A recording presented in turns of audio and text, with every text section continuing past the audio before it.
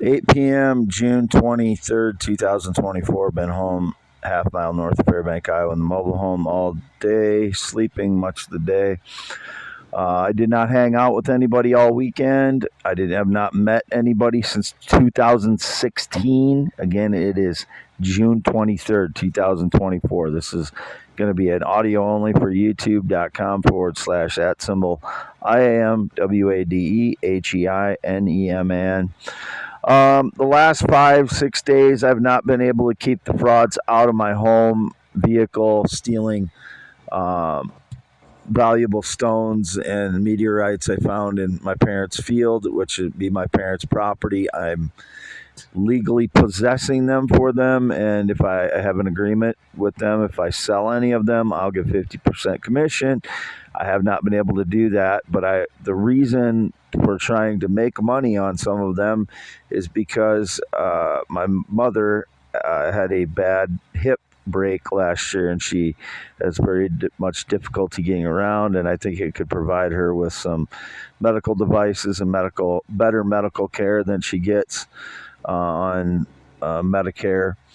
And I'm on SSI for PTSD since the 2022. I'd like to get off that. There are some valuable stones and meteorites that I found. Many of them were already stolen the last 5 days because of the surveillance is allowing frauds to coordinate with when I fall asleep or when I'm distracted from my home or car, which I said the only way I could have been distracted is there was a tornado coming through this area. I got a warning on my phone for, and I was concerned about my parents because they live straight west of me, and you could see the cloud was directly to the west of them. So I was outside a little bit there, and then filling out the police report for my stolen wallet, which was returned on the 22nd by Fairbank PD minus $270 around that cash, because I had to report my debit card. It's false charge to that over a week ago, and I still not gotten a replacement for it, so I was carrying cash around. They stole three $50 bills and some $20 bills, and I don't know what else as far as change goes out of my wallet. But they had access to my social security number and my driver's license number when they had my wallet. So it could be assumed that it could be logical that the fraud network had access to my social security number and driver's license number now. As of 8 p.m. on June 21st, 2024 at Casey's in Fairbank. The wallet was definitely stolen. When I came back 40 minutes later, hour later, I think it was around 40 minutes later, that it was nowhere to be seen between where I parked in front of the plate glass window at the cashier counter at Casey's and where I walked into the counter. It was nowhere to be seen. Nobody claimed that they saw it. I was in there more than once, 2 or 3 times on the 21st in Casey's. So I guess one of the Fairbank PD looked at the surveillance, but I don't know what Casey showed them because I go in there frequently, and I was in there at least twice, which I showed Fairbank police. I was in there twice on the 21st. So depending on who is showing them the footage, I don't know if they showed them the correct stuff, but I kind of think that I had left my wallet on the counter. If I didn't, it fell between the counter and my car because it was not in my car when I drove to Olwine directly, and I did not even get into any other place. I realized it was not in my wallet or not in my pocket when I got to Olwine before I got anywhere in Olwine. So I turned around and went back, and it was nowhere to be found. And then someone apparently dropped it back in the vicinity of Casey's where it got rained on and soaked with water after they stole the cash out of it. But the people would have had access to my driver's license number and social security number when it was missing. So if anything was staged with my driver's license or any of my IDs, Social Security card. There was a guy that looked similar to me that took off on a Harley Davidson when I got back there, like took off real fast when he saw me. He looks very similar to me. He's been around here before, so I don't know if he has anything to do with it or not, but it was quite a coincidence. When I got back, he took off really fast, like he knew something, and he had a Cheshire grin on his face. He is not my son. So my son does not ride a Harley. He is not around here. Anyone pretending to be my son that claims to be around here is not my son. It's been indicated my son's been stealing my theories or my lifetime of ideas. I doubt if it's my real son. And if it is, he's stealing my ideas because I have no idea what my son's up to the last 10 years. And again, it is June 23rd, 2024. It's my son's birthday this month, so I'll wish him a happy birthday, even though I have no idea what he's up to the last 10 years. He had the opportunity to come meet us in 2014, my parents and I, and he was gonna a couple times, and then he didn't, and then we lost touch. So I have not seen or heard from him or heard anything about him since in the last 10 years. All my theories are my own, as I've said many times now. I don't know what else to say. I can't keep the frauds out of the valuable stones. As I've said, I don't know how I can't keep them out of my home because it doesn't seem like there's anywhere they can get into my home, but they have been in my home often in the last 10 years, and in the past year they've been in here a lot. So I don't know how to keep them out. No one else has permission to be here other than me. No one's been here with me since 2016. I've not given anyone permission to be here or brought anybody onto the property in any way whatsoever. I've never been in the military, never been married, not been on a plane or jet since 2011. I've had no friendship since 2016, no date, romance, relationship in 9 years. Again, is June 23rd, 2024. I have green eyes, not blue, 10.7-inch hands, 6'1", born 11/4/71, circumcised 1971. No changes since. Only ever been natural male, heterosexual.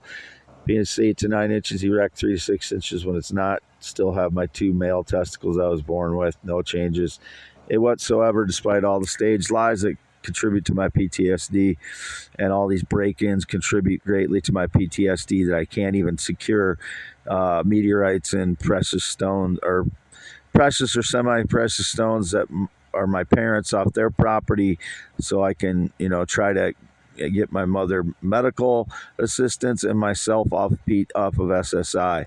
It's pretty pathetic. They use surveillance in order to break into my home and when I'm asleep and steal things.